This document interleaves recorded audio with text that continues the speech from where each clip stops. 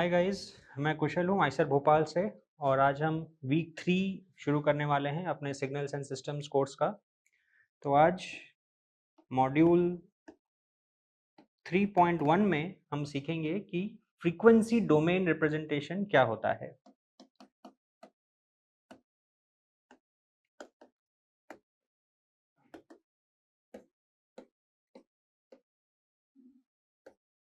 अभी तक हमने जो फर्स्ट वीक और सेकेंड वीक में जो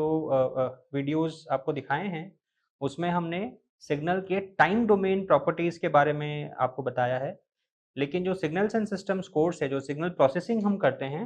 वो लार्जली फ्रीक्वेंसी डोमेन में करते हैं क्योंकि उससे सिस्टम को एनालाइज करने में बहुत आसानी होती है। तो इस वीक में हम आपको फोरियर ट्रांसफॉर्म, जो बेसिक कॉन्सेप्ट है सिग्नल प्रोसेसिंग का, उसके बारे में बताएंगे। पर उसके पहले हम आपको ये बताएंगे कि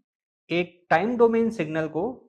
फ्रीक्वेंसी डोमेन में अगर रिप्रेजेंट करना हो तो क्या करना पड़ेगा और फ्रीक्वेंसी डोमेन का मतलब क्या है। तो फ्रीक्वेंसी डोमेन में जाने के पहले हम आपको याद दिलाना चाहते हैं कि हमने ऑर्थोगोनैलिटी के कॉन्सेप्ट को सीखा था पिछले हफ्ते।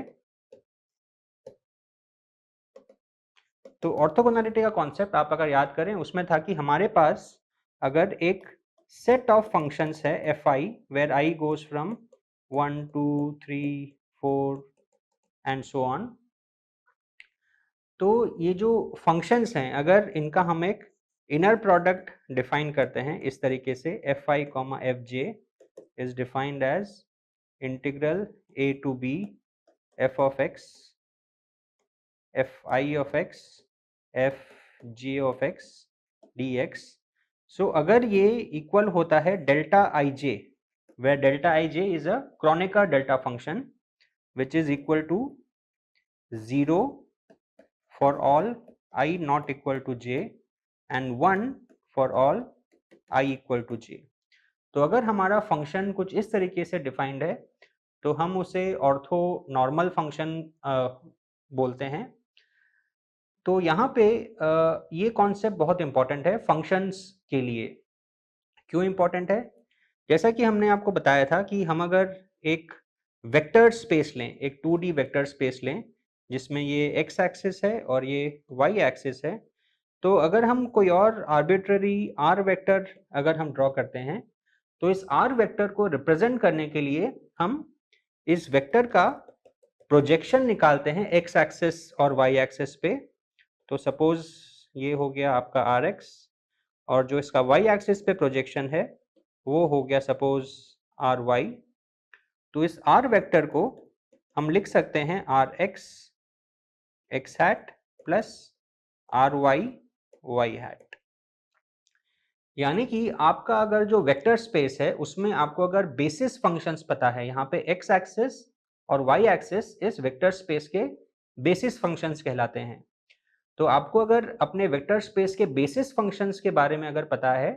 तो आप किसी और वेक्टर को आप इन दो बेसिस वेक्टर्स के टर्म्स में लिख सकते हैं। तो आप उस वेक्टर का प्रोजेक्शन आप निकालिए एक्स एक्सिस पे, फिर उसका प्रोजेक्शन निकालिए वाई एक्सिस पे, और उसको आप फिर R X X hat plus R Y Y hat के रूप में आप लिख सकते हैं। उसी तरीके से आपके पास अगर कोई आर्बिट्ररी फंक्शन अगर हो x का, आपके पास अगर कोई भी अगर g ऑफ x का फंक्शन अगर हो, और अगर ये जो हमारा सेट है f i's for I to for I going from 1 2 3 4 and so on, अगर ये सेट ऑर्थोगोनल है और अगर ये आपके फंक्शन स्पेस का अगर बेसिस फॉर्म करता है, तो आप g ऑफ x, किसी और फंक्शन g ऑफ x को आप वैसे ही f i ऑफ x के टर्म्स में लिख सकते हैं। उससे क्या होता है कि आपकी g ऑफ x की एनालिसिस बहुत आसान हो जाती है।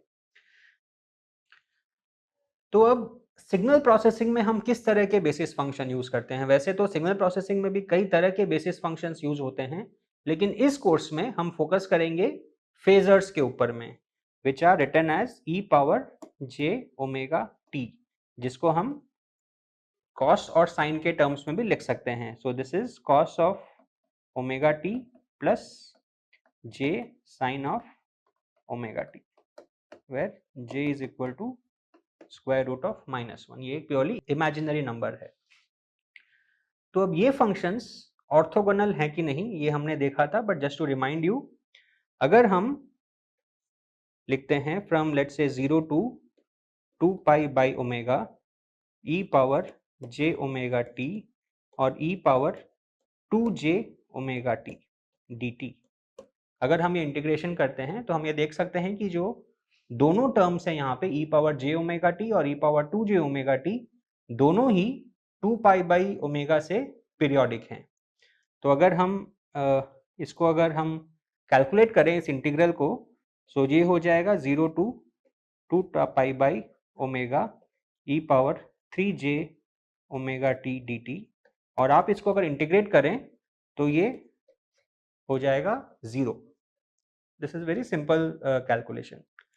उसी की जगह पे अगर आपका अगर इंटीग्रल हो 2 pi by omega e power j omega t into its complex conjugate e power minus j omega t dt, तो आप इसको अगर इंटीग्रेट करें तो ये आपका हो जाएगा e power j omega t और e power minus j omega t दोनों एक दूसरे को कैंसिल करके 1 हो जाएंगे। So this will be 0 to 2 pi by omega 1 into dt which will be equal to 2 pi by omega. अब यहाँ पे बात हो गई, अगर हम दो फेजर्स ले रहे हैं जिनका पीरियड सेम है, तो अगर हम उस ओवर द पीरियड अगर इंटीग्रेट कर रहे हैं तो वो 0 होगा या तो 2 पाई बाई ओमेगा होगा, डिपेंडिंग ऑन कि वो फेजर्स कॉम्प्लेक्स कॉन्जुगेट्स हैं या नहीं है।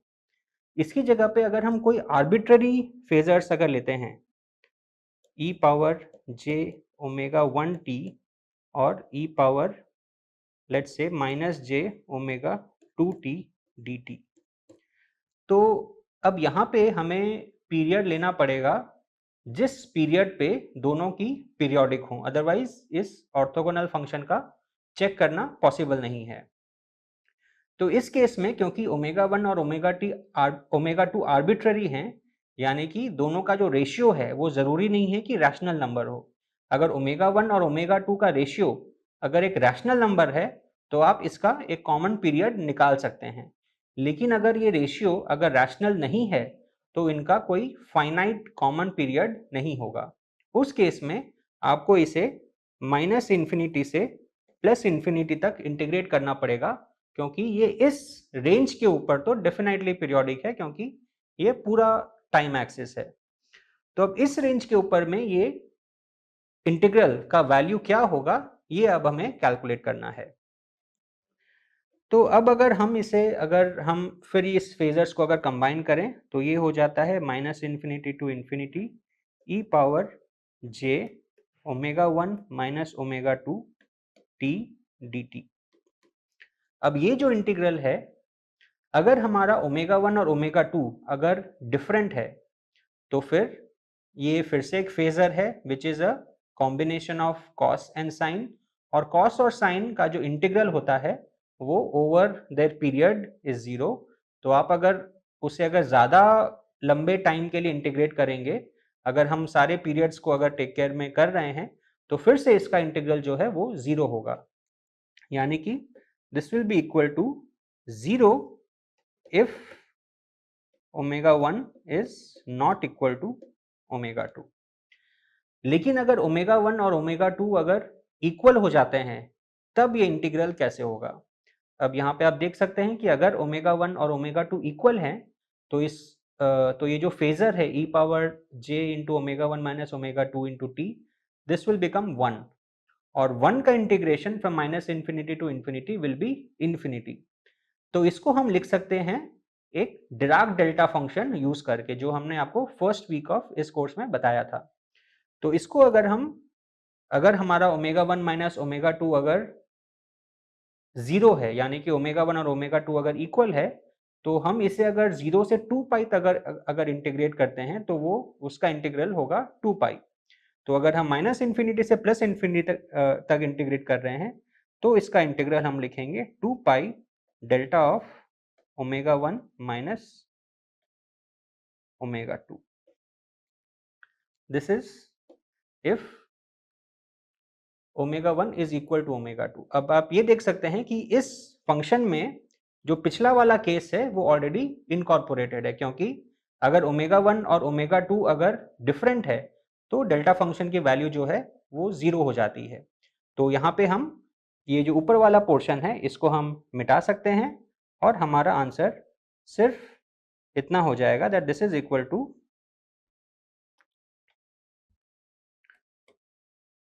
2 pi into delta into omega 1 minus omega 2।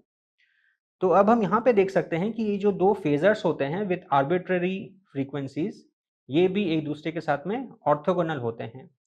और ये भी हम शो कर सकते हैं कि हम ये आगे के लेक्चर्स में देखेंगे कि ये जो दो फेजर्स हैं ये एक फंक्शन स्पेस का बेसिस भी फॉर्म करते हैं, यानी कि आप किसी भी फंक्शन को जो कि कुछ प्रॉपर्टी सेटिस्फाई करता है, इन बेसिस फंक्शंस को यूज करके आप रिप्रेजेंट कर सकते हैं। तो अभी ये फ्रीक्वेंसी डोमेन क्या हुआ, तो अभी जैसे हमने सपोज हमारा कोई अगर फंक्शन ऑफ टाइम अगर है which is equal to let's say 3e power j omega 1t plus